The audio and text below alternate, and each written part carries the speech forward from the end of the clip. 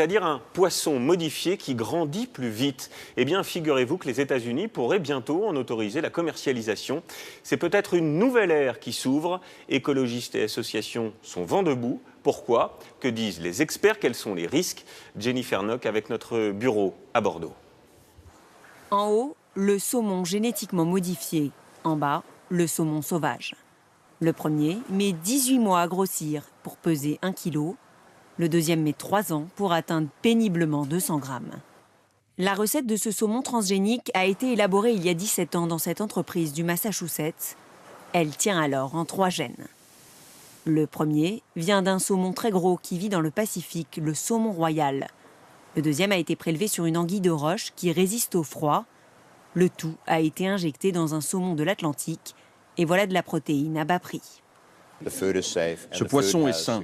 Ses avantages sont évidents, tant pour la santé des consommateurs que pour son élevage. Cette entreprise promet de n'élever que des femelles en théorie stériles, car sinon, il y a un risque de contamination.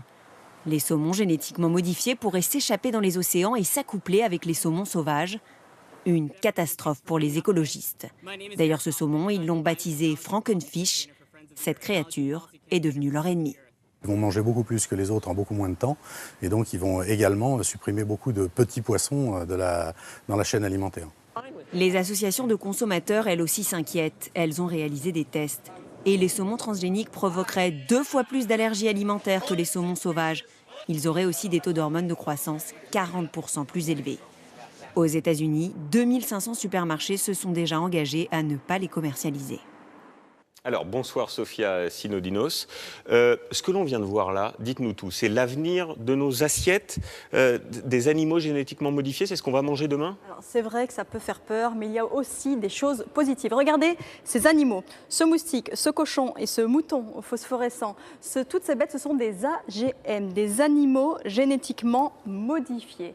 Retenez bien ce sigle, vous allez bientôt devoir vous y habituer. D'accord, mais ça sert à quoi? Alors l'intérêt, il est économique. On produit plus de nourriture, plus vite et à moindre coût. On peut aussi rendre certains de ces animaux plus résistants aux maladies. C'est le cas de ce cochon. Vous allez le voir, Pig 26, c'est son petit nom. Il n'aura jamais la fièvre porcine. Les chercheurs ont changé une partie d'un de ses gènes. On fait ça aussi avec des vaches ou des poulets. Mais attention, ce n'est qu'expérimental, ce n'est pas encore dans nos assiettes. Oui, donc je reprends ma question. Pour l'instant, ça ne sert à rien.